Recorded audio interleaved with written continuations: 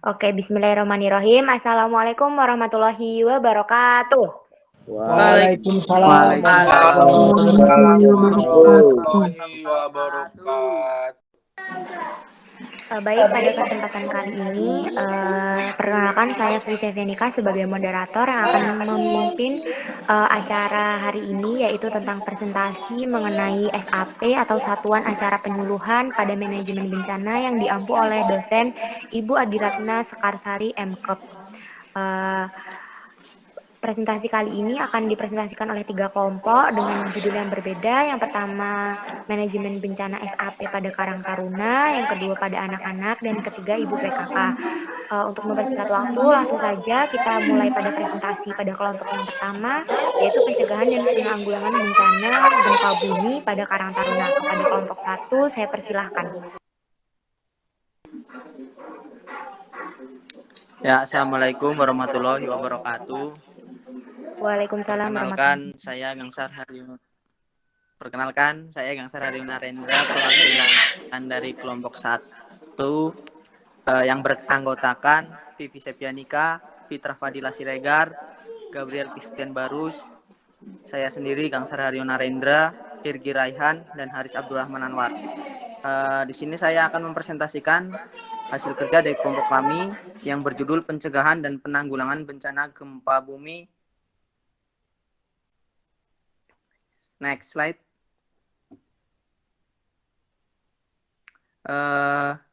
Earthquakes, Indonesia negara paling berisiko terkena gempa dan memiliki titik gempa terbanyak di dunia, mencapai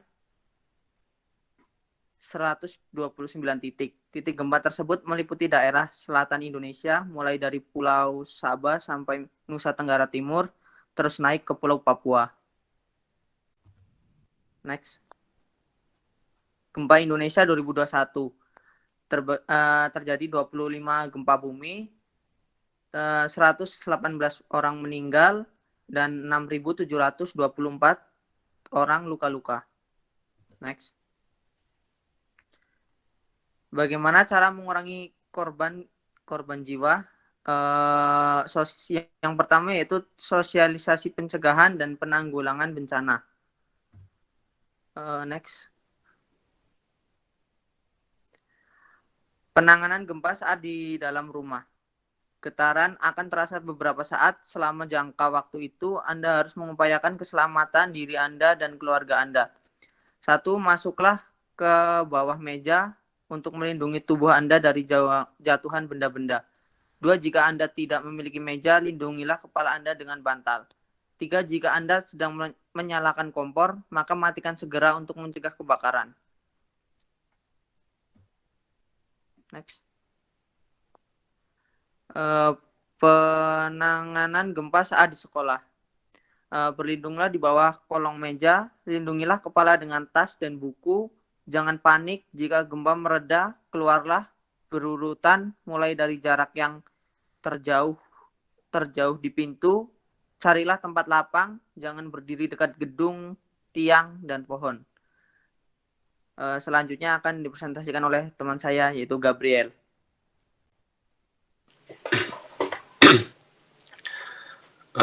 Selanjutnya, penanganan gempa saat perjalanan. 1. Hentikan kendaraan. Jika tetap melaju, kendaraan akan kehilangan keseimbangan dan menyebabkan kecelakaan.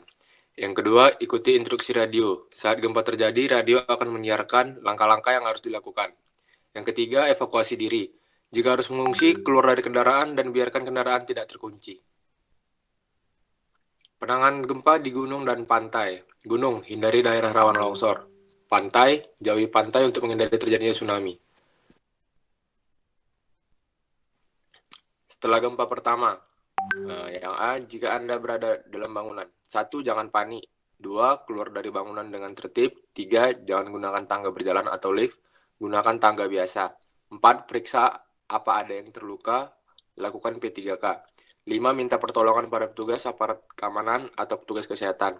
Selanjutnya, periksa lingkungan sekitar Anda. Yang C, jangan masuk ke dalam bangunan yang sudah terjadi gempa, karena kemungkinan masih terdapat reruntuhan. Yang D, jangan berjalan di sekitar gempa, kemungkinan terjadi bahaya susulan masih ada. Yang E. Mendengarkan informasi gempa dari petugas dan radio.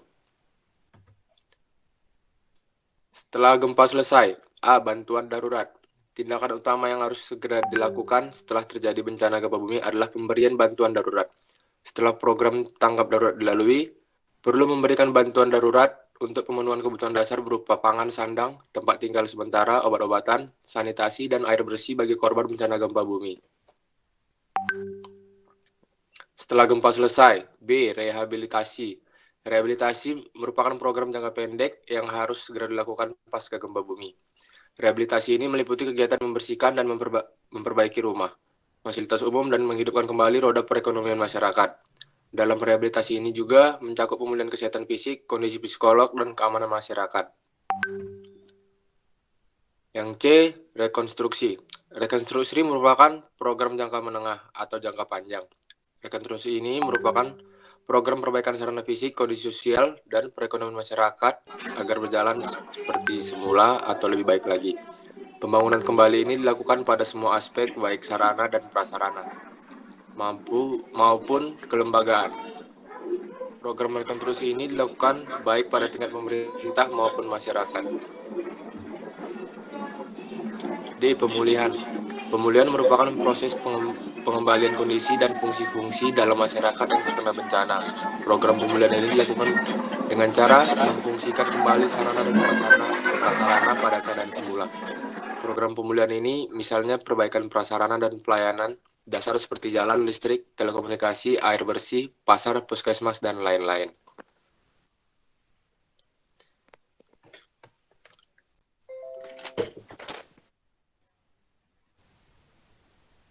Ya,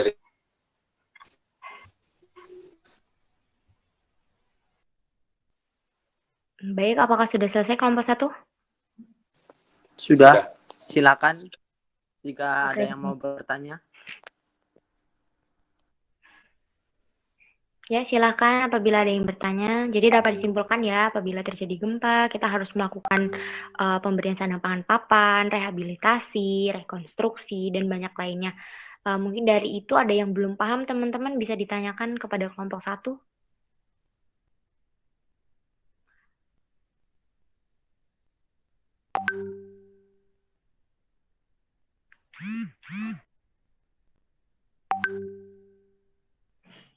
Untuk pertanyaannya kita tampung dulu ya, kemudian nanti pada sesi akhir akan kita jawab. Oke, dari kelompok lain apakah ada yang bertanya?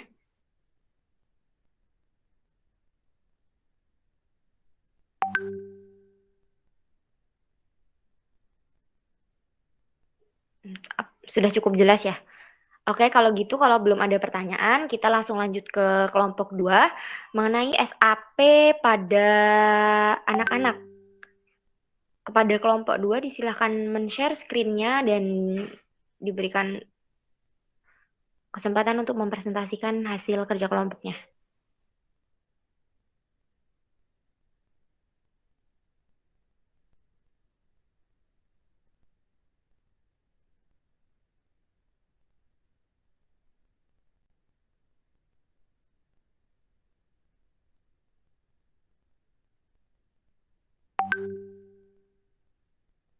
Oke, sudah terlihat share screen-nya. Silahkan kelompok 2. Terima kasih Mbak Vivi atas waktunya. Perkenalkan, nama saya Isnini Maulina Askia. Perwakilan dari kelompok 2 akan mempresentasikan hasil kerja kami. Next. Untuk nama kelompoknya ada saya sendiri, Isnini Maulina, kedua ada Kanaya Nabita, Clariza Salsabila, Lesti Siami, Eminus Baroki, dan Muhammad Wahyu Erlangga. Next. Untuk pembahasannya ada 6 ya. Pertama, definisi, penyelamatan diri dari gempa bumi, tahap bencana, penyelamatan diri dari gempa bumi, pengertian tanda dan gejala ISPA, pertolongan pertama dan pencegahan penyakit ISPA, yang terakhir pertolongan pertama pada ISPA gagal nafas.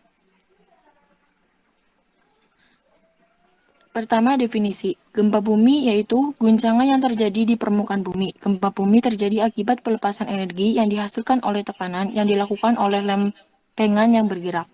Guncangan yang diakibatkan oleh gempa bumi yang terjadi biasanya menimbulkan kerusakan baik pada struktur tanah, dan apa yang ada di atasnya seperti rumah, jalan raya, dan lain sebagainya. Next. 2. Tahap bencana. Pertama, tahap pra-disaster. Tahap ini dikenal juga sebagai tahap pra-bencana. Yang kedua, tahap serangan atau impact phase, yaitu merupakan fase terjadinya klimaks bencana. Yang ketiga, tahap emergensi, yaitu dimulai sejak berakhirnya serangan bencana yang pertama. Tahap emergensi bisa terjadi beberapa minggu sampai beberapa bulan. Yang terakhir yaitu tahap rekonstruksi. Dimulai dibangunnya tempat tinggal, sarana umum, serta sekolah, sarana ibadah, jalan, pasar, atau tempat pertemuan warga. Next. Yang ketiga, penyelamatan diri dari gempa bumi. Yang pertama, berlindung di tempat yang tahan goncangan. Kedua, berlindung di bawah benda yang keras, kolong meja atau tempat tidur. Ketiga, pergi ke tempat yang tidak ada bangunan apapun, seperti lapangan atau ladang. Yang keempat, bersikap tenang, jangan panik. Kemudian keluar rumah jika berada di dalam rumah. Kemudian ketika berada di dalam gedung bertingkat atau bangunan yang tinggi, cara paling memungkinkan adalah berlindung di bawah meja atau tempat yang dapat menahan diri dari runtuhan. Kemudian ketika berada di jalan raya, kurangi kecepatan kendaraan atau berhentilah di pinggir jalan. Yang terakhir, ketika di pusat keramaian, hindarilah diri dari berdesak-desakan untuk keluar pintu. Next. Selanjutnya akan dibacakan oleh teman saya, Clarissa Salsabila. 4. Pengertian dan tanda gejala ISPA. Infeksi saluran pernafasan akut atau ISPA merupakan salah satu dampak buruk dari bencana alam gempa bumi, apalagi untuk kalangan anak sekolah. Penyakit ISPA adalah penyebab utama mobilitas dan mortalitas penyakit menular di dunia. Penyakit ISPA juga penyebab utama kematian terbesar ketiga di dunia dan pembunuh utama di negara berpenghasilan rendah dan menengah. Kematian akibat penyakit ISPA 10-50 kali di negara berkembang daripada negara maju. ISPA termasuk golongan airborne disease yang penularan penyakitnya melalui udara. Patogen yang masuk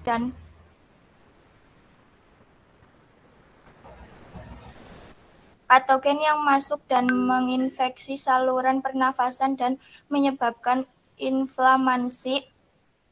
ISPA disebabkan oleh berbagai macam organisme, namun yang terbanyak adalah infeksi yang disebabkan oleh virus dan bakteri. Next. Tanda dan gejala ISPA. Gejala dari ISPA ringan, batuk, serak yaitu anak bersuara paru pada waktu mengeluarkan suara atau pada waktu berbicara atau menangis. Pilek yaitu mengeluarkan lendir atau ingus dari hidung. Panas atau demam, suhu badan lebih dari 30 derajat Celcius. Gejala dari ISPA sedang, pernapasan cepat sesuai umur yaitu untuk kelompok umur kurang dari 2 bulan, frekuensi nafas 60 kali per menit atau lebih untuk umur 2 sampai 5 tahun. Suhu tubuh lebih dari 39 derajat Celcius. Tenggorokan berwarna merah, timbul bercak-bercak merah pada kulit, mempunyai bercak campak. Telinga sakit atau mengeluarkan nanah dari lubang telinga. Pernafasan berbunyi seperti mengorok atau mendengkur. Next.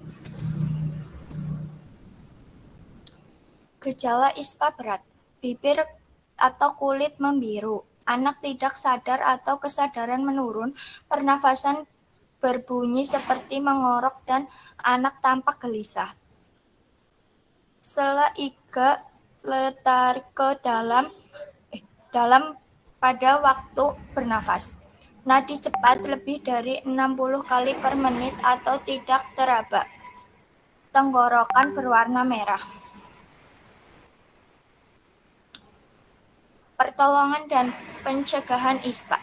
Pertolongan pertama ISPA yaitu dengan cara mengatasi panas atau demam untuk anak usia 2 bulan sampai 5 tahun. Demam dapat diatasi dengan memberikan parasetamol atau dengan kompres. Mengatasi batuk dianjurkan untuk memberikan obat batuk. Memberikan makanan dianjurkan memberikan makanan yang cukup gizi. Memberikan minuman diusahakan memberikan cairan air putih, air buah, dan sebagainya. Lebih banyak dari biasanya. Pencegahan ISPA ada 4 yaitu 1. Menjaga keadaan gizi agar tetap baik. 2. Melakukan imunisasi. 3. Menjaga kebersihan perorangan dan lingkungan. 4. Mencegah anak berhubungan dengan penderita ISPA. Selanjutnya akan dilanjutkan oleh Pak Rocky. 6. Pertolongan pertama pada ISPA gagal nafas. Pertama, manuver. Membuka jalan nafas dengan manuver tengadah kepala topang dagu atau head tail chin lift manuver. Untuk korban cedera dan tidak cedera, Anda menggunakan head tail chin lift manuver untuk membuka jalan nafas pada korban yang tidak mengalami cedera kepala dan leher seperti gambar. 2. Apabila Anda menemukan korban yang mengalami cedera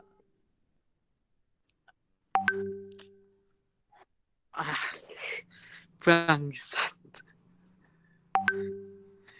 Apabila Anda menemukan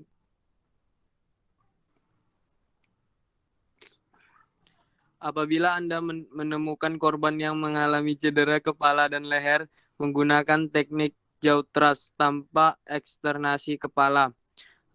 Dengan cara posisi Anda berada di atas korban pasien, kemudian gunakan kedua ibu jari untuk membuka rahang bawah dan jari-jari tengah yang lain menarik tulang mandibular.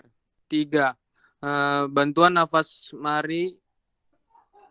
dari mulut ke mulut. Saat Anda memberikan bantuan nafas dari mulut ke mulut, buka jalan nafas korban. Tutup kuping, hidung korban, dan mulut penolong menutup seluruh mulut korban. Berikan 1 kali pernafasan dalam waktu 1 detik dan berikan bantuan pernafasan kedua dalam waktu 1 detik. Next.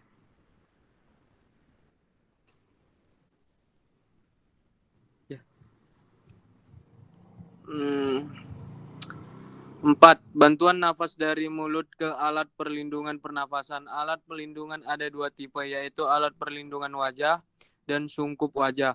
Perlindungan wajah berbentuk selembar plastik bening atau lembaran silikon yang dapat mengurangi sentuhan antara korban dan penolong tetapi tidak dapat mencegah terjadinya kontaminasi bagi penolong. 5. Bantuan nafas dari mulut ke hidung. Misalnya luka yang sangat berat pada mulut. Mulut tidak dapat dibuka atau menutup mulut korban tidak dapat dilakukan. 6. Ventilasi bagian sungkup. Apabila Anda seorang diri menggunakan alat bagging atau sungkup harus dapat mempertahankan terbukanya jalan nafas dengan mengangkat rahang bawah. Tekan sungkup ke muka korban dengan kuat dan memompa udara dengan memeras bagging. 7. Posisi sisi mantap. Recovery position. Posisi sisi mantap dipergunakan untuk korban dewasa yang tidak sadar yang telah bernafas dengan normal dan sirkulasi efektif. Posisi ini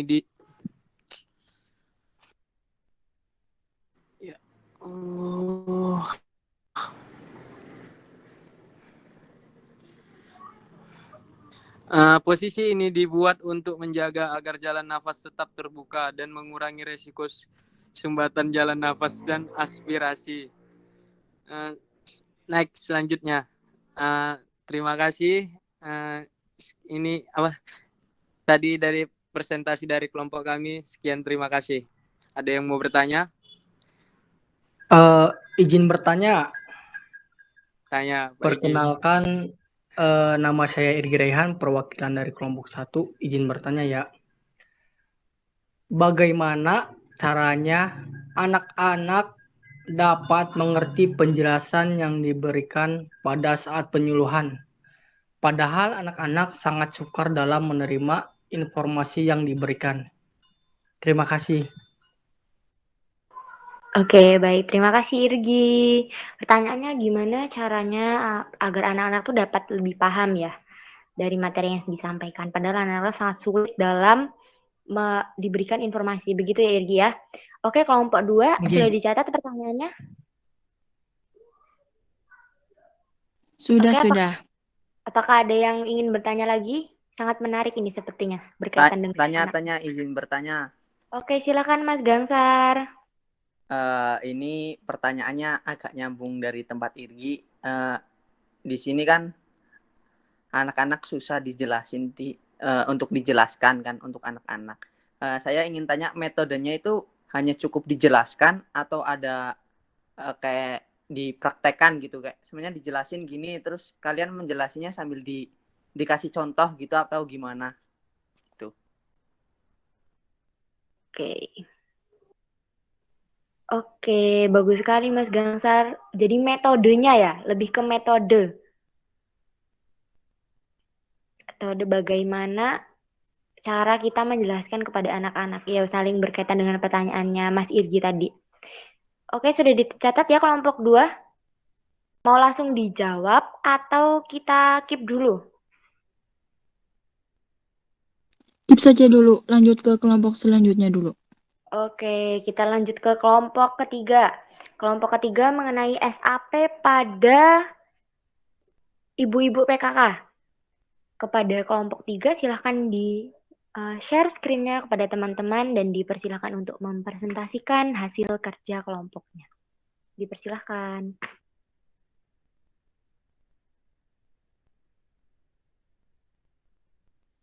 Ya, Assalamualaikum warahmatullahi wabarakatuh. Waalaikumsalam warahmatullahi wabarakatuh. Perkenalkan, nama saya Nur Wahyuni. Saya perwakilan dari kelompok 3 yang beranggotakan Nancy Ardiana Lorenza, Muhammad Joni Taher, M. Husain Rada, saya sendiri Nur Wahyuni, dan juga Nawal Ibrahim. Di sini saya sebelumnya ke atas lagi. Nah, di sini saya akan menjelaskan tentang pencegahan dan penanggulangan bencana gempa bumi pada ibu-ibu PKK. Next.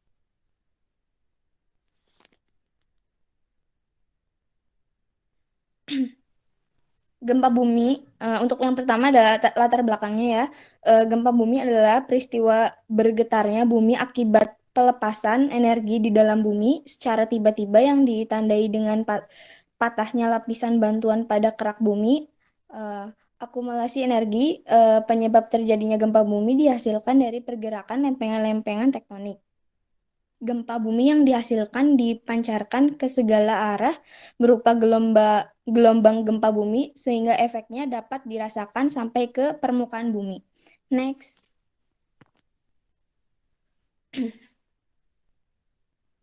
Nah, di sini ada pengertian gempa bumi.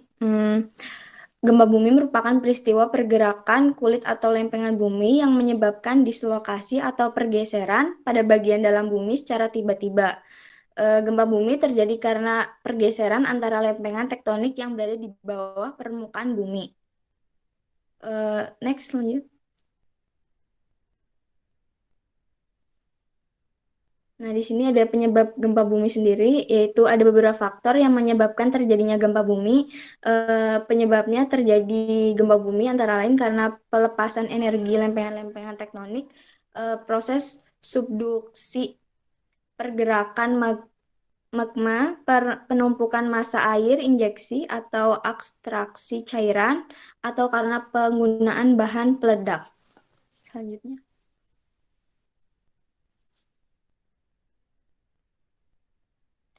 Gempa bumi menurut faktor penyebab, yang pertama ada gempa bumi tektonik. Gempa bumi ini disebabkan oleh adanya aktivitas tektonik, yaitu pergeseran lempengan tektonik secara mendadak yang mempunyai kekuatan dari yang sangat kecil hingga yang sangat besar.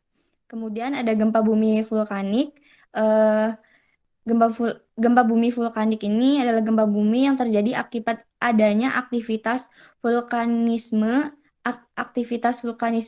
dan gempa bumi sering terjadi secara bersama-sama sepanjang batas lempeng di seluruh dunia.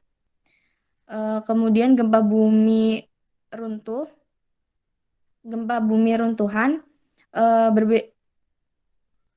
berbeda dengan jenis gempa bumi tektonik dan vulkanik. Gempa bumi runtuhan atau longsor terjadi karena adanya runtuhan atau longsor tanah atau batuan. Lereng gunung yang memiliki energi potensial yang besar ketika runtuhan atau longsor akan menyebabkan bergetarnya permukaan bumi.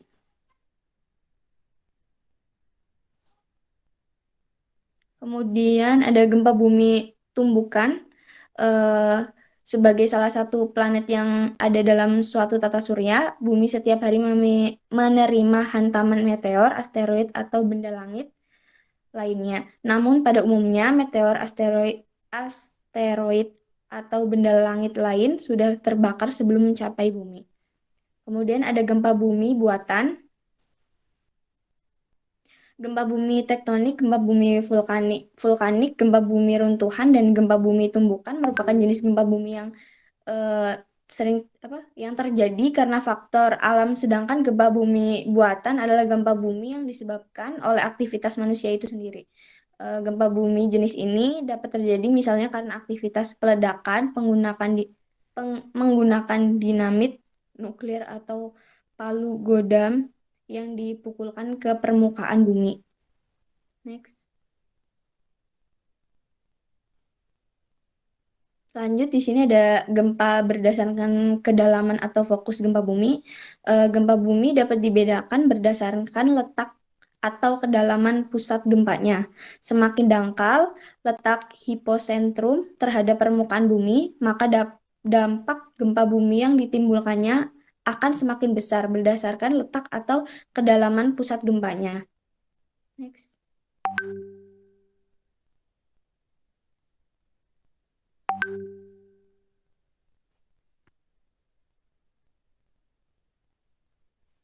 Kemudian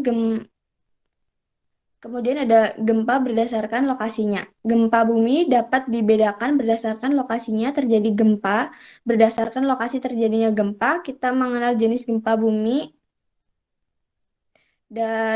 daratan dan gempa bumi lautan. Gempa bumi daratan adalah gempa bumi yang posisi episentrumnya berada di daratan, sedangkan gempa bumi lautan posisi episentrumnya berada di lautan.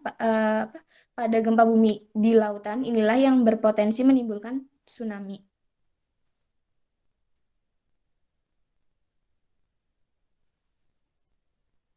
Selanjutnya akan dibacakan oleh teman saya, Joni Taher. Dipersilahkan.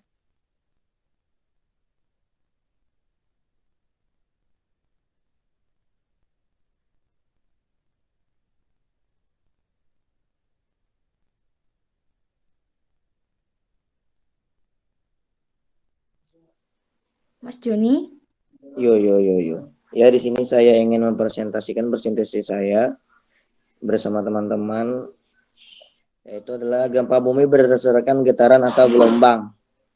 Gempa bumi berdasarkan sifat gelombang atau getaran gempa yang ditimbulkannya berdasarkan sifat gelombang atau getaran gempa yang ditimbulkannya. Kita mengenal jenis gempa bumi gelombang primer, gempa bumi gelombang sekunder, dan gempa bumi gelombang panjang. Gempa bumi gelombang primer ialah gempa bumi yang menimbulkan gelombang atau getaran yang merambat ke permukaan bumi dengan kecepatan antara 7 hingga 14 km per detik. Untuk gelombang sekunder adalah gempa yang menimbulkan gelombang atau getaran yang merambat ke permukaan bumi dengan kecepatan antara 4 hingga 7 km per detik. Untuk gelombang panjang adalah gelombang getarannya merambat ke permukaan bumi dengan kecepatan lebih rendah dari gelombang primer dan gelombang sekunder. Untuk gempa bumi menurut tipe rangkaian kejadian gempa bumi, berdasarkan tipe rangkaian gempa, maka gempa bumi dapat disklasifikasi atas tipe 1, yaitu gempa bumi utama yang diikuti gempa bumi susulan tanpa didahului gempa pendahuluan atau Voorshoek. Tipe 2, yaitu sebelum terjadi gempa bumi utama diawali dengan adanya gempa pendahuluan dan selanjutnya diikuti oleh gempa susulan yang cukup banyak. Tipe 3, yaitu kejadian gempa bumi pada yang dalam peristiwanya tidak terjadi gempa bumi utama. Magnitude dan jumlah gempa bumi yang terjadi besar pada periode awal dan berkurang pada periode akhir dan biasanya dapat berlangsung cukup lama dan bisa mencapai 3 bulan. Gempa bumi menurut intensitas, di samping klasifikasi gempa bumi yang telah disebut di atas, gempa bumi dapat dibedakan pula berdasarkan intensitas, yaitu gempa bumi makro, yaitu gempa bumi yang intensitasnya kehebatannya besar, dan mikro, yaitu gempa bumi intensitasnya kecil dan hanya terjadi pada pesawat saja. Penanganan jika terjadi gempa bumi yang di dalam rumah, getarannya akan terasa beberapa saat. Selama jangka waktu itu, Anda harus mengupayakan keselamatan diri Anda dan keluarga Anda. Masuklah ke bawah meja untuk melindungi tubuh Anda dari jatuhan benda-benda. Di sekolah, berlindunglah di bawah kolong meja. Lindungilah kepada kepala dengan tas dan buku. Jangan panik jika gempa mereka keluarlah berurutan mulai dari jarak yang terjauh di pintu. Carilah tempat lapang, jangan berdiri dekat gedung, tiang, dan pohon. Di luar rumah, lindungilah kepala Anda dan hindari benda-benda berbahaya di daerah perkantoran atau kawasan industri. Bahaya bisa muncul dari jatuhnya kaca-kaca.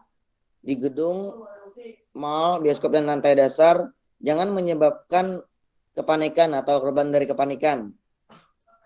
Di kereta api, berpeganglah dengan erat pada tiang sehingga Anda tidak akan terjatuh seandainya kereta dihentikan secara mendadak. Dan bersikap tenanglah dan mengikuti instruksi dari petugas kereta. Di dalam mobil, saat terjadi gempa bumi besar, Anda akan merasa seakan-akan roda mobil Anda gundul. Anda akan kehilangan kontrol terhadap mobil dan susah mengendalikannya. Jauhi persimpangan, pinggirkan mobil Anda di kiri jalan dan berhentilah.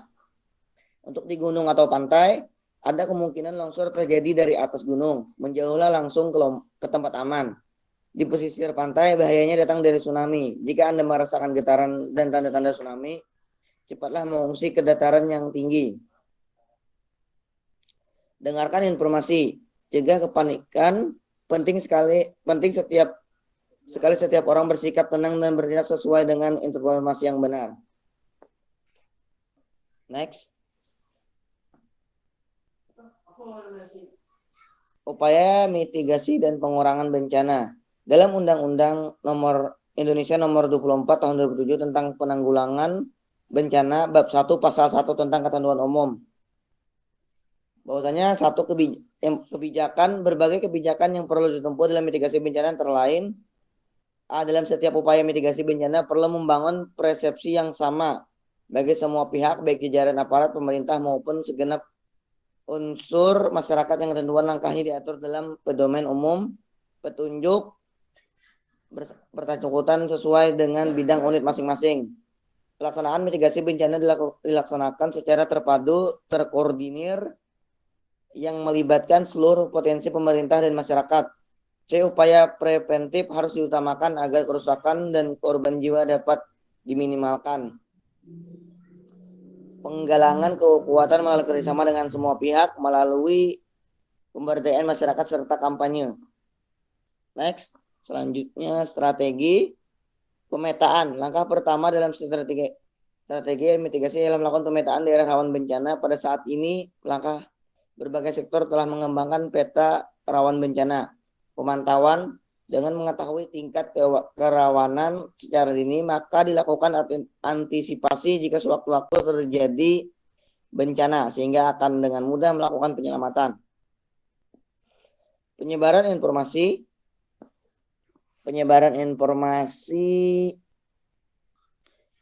dilakukan antara lain dengan cara memberikan poster atau leaflet kepada pemerintah, kabupaten, kota, dan provinsi seluruh Indonesia yang rawan bencana tentang tata cara mengenali, mencegah, dan penanganan bencana, memberikan informasi.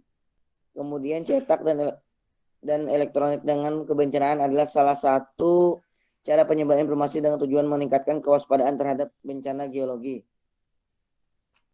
Sosialisasi dan penyuluhan.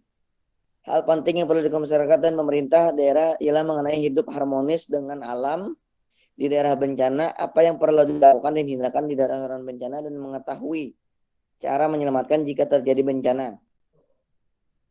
Pelatihan atau pendidikan. Pelatihan difokuskan kepada tata cara pengungsian dan penyelamatan jika terjadi bencana. Peringatan dini. Peringatan dini dimaksudkan untuk memberitahukan tingkat kegiatan hasil pengamatan secara kontinu di suatu daerah rawan dengan tujuan agar persiapan secara dini dapat dilakukan guna mengantisipasi jika sewaktu-waktu terjadi bencana. Next, manajemen mitigasi.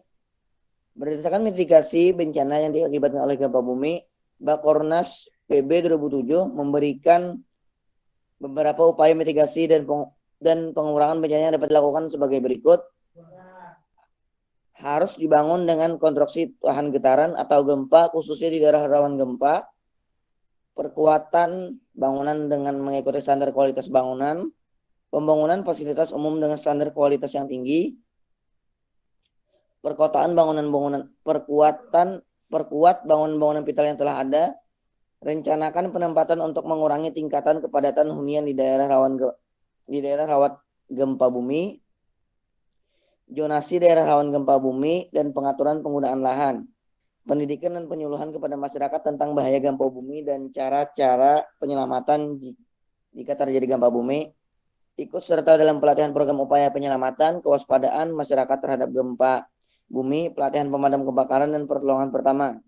Persiapan alat pemadam kebakaran, peralatan penggalian, dan peralatan perlindungan masyarakat lainnya.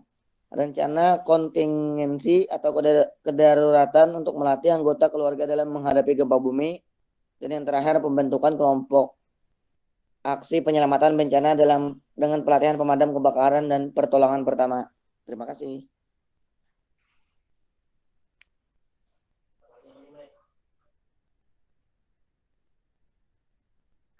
Oke, sudah selesai kelompok 3? Sudah. Oke, banyak sekali ya PPT-nya, luar biasa, mantap.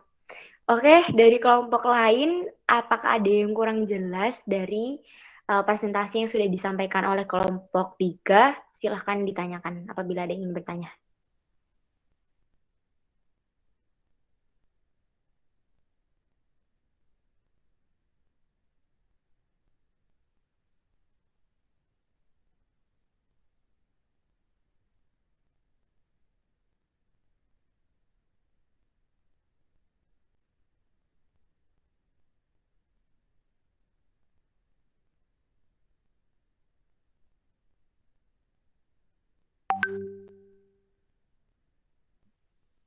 Oke, mantap Fitra. Ya, jadi sebenarnya apa inti dari presentasi itu gitu? Tentang fungsi atau peranan Ibu PKK sendiri terhadap bencana. Oke, bisa dipahami ya kelompok 3?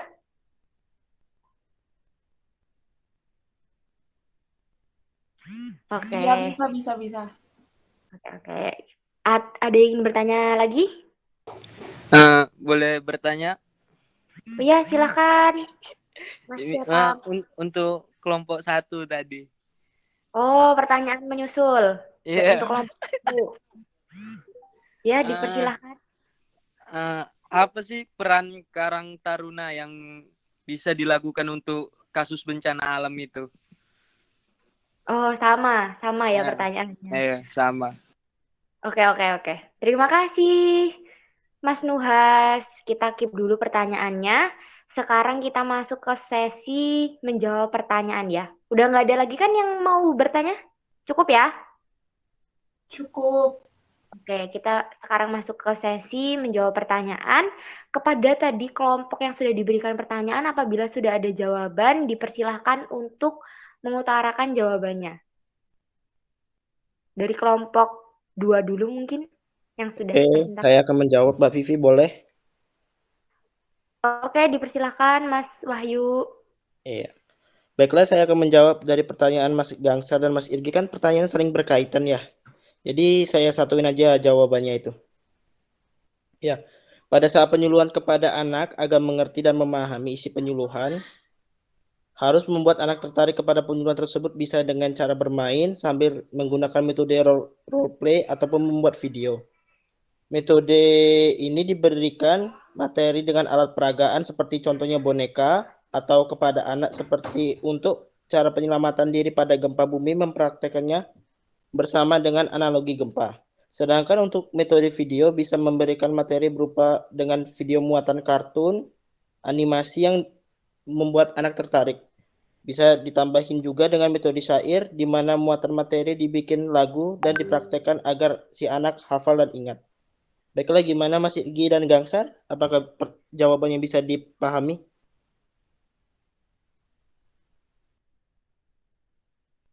Ya, bagaimana Mas Irgi, Mas Gangsar? Oh iya, Anggi bisa dimengerti. Makasih Mas atas penjelasannya. Oke, sudah cukup ya.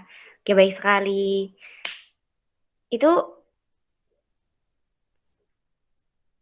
sudah menjawab semua pertanyaannya? Sudah, Ada Mbak kelompok? Vivi. Oke. Untuk kelompok lain ada yang ingin mengutarakan jawabannya kembali?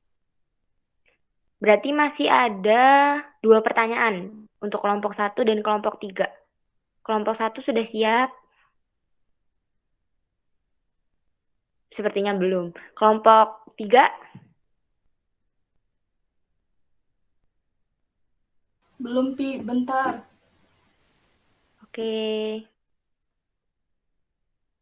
Pertanyaannya sama-sama, apa fungsi atau apa peran Karang Taruna dan ibu-ibu PKK apabila terjadi bencana?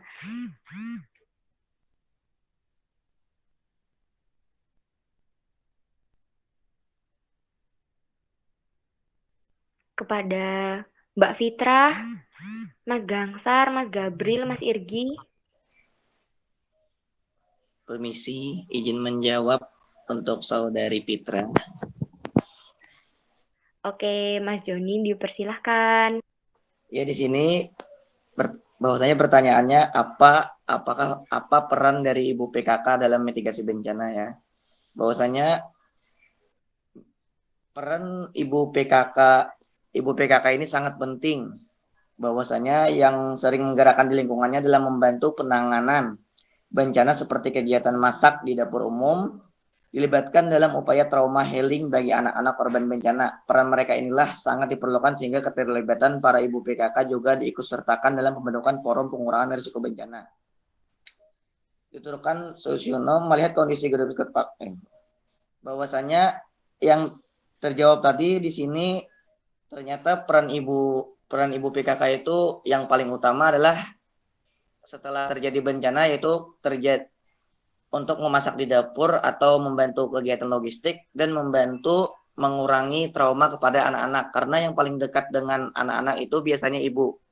Jadi untuk mengurangi trauma atau trauma bencana, yaitu saja untuk jawaban dari saya kepada Fitrah. Apakah sudah jelas, Mbak Fitrah?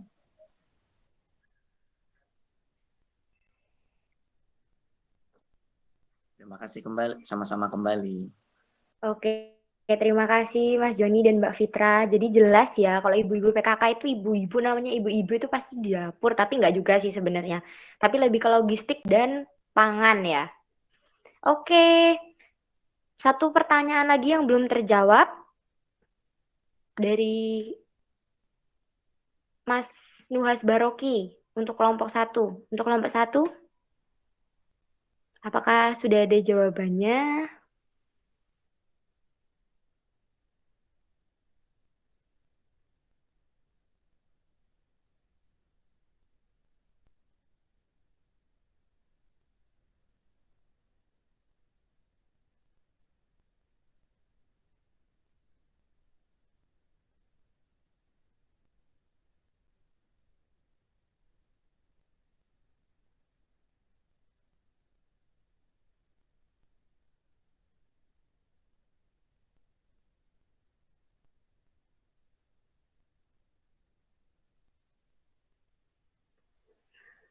Oke, saya bantu aja ya. Saya bantu kan karena saya kelompok 1, saya bantu untuk menjawab, Karang Taruna ini fungsinya apabila terjadi bencana. Karang Taruna ini kan isinya kebanyakan pemuda dan pemudi. Iya tidak Mas Joni? Nah, jadi pemuda dan pemudi ini biasanya energinya kan lebih banyak. Jadi tuh pemuda itu harus mampu melakukan pendekatan dan menjelaskan kepada masyarakat bagaimana untuk bangkit, untuk memotivasi mereka, untuk memfasilitasi logistik. Jadi lebih ke bagaimana tenaga mereka digunakan seperti itu. Bisa dipahami, Mas Oki? Bisa. Oke, terima kasih. Kita beri aplaus dulu untuk kelas 6C untuk presentasi hari ini. Ya, bisa dibuka. Oke, sudah cukup ya pertemuan hari ini dan terima kasih atas presentasi yang sudah dijelaskan. Semoga bermanfaat untuk kedepannya dan dapat digunakan dalam kehidupan sehari-hari. Saya Vivi Septianika sebagai moderator. Mohon maaf apabila ada salah kata. Saya akhiri. Wassalamualaikum warahmatullahi wabarakatuh. Waalaikumsalam Waalaikumsalam warahmatullahi wabarakatuh. Oke, terima kasih. Sama-sama. Dan kotor lagi ya.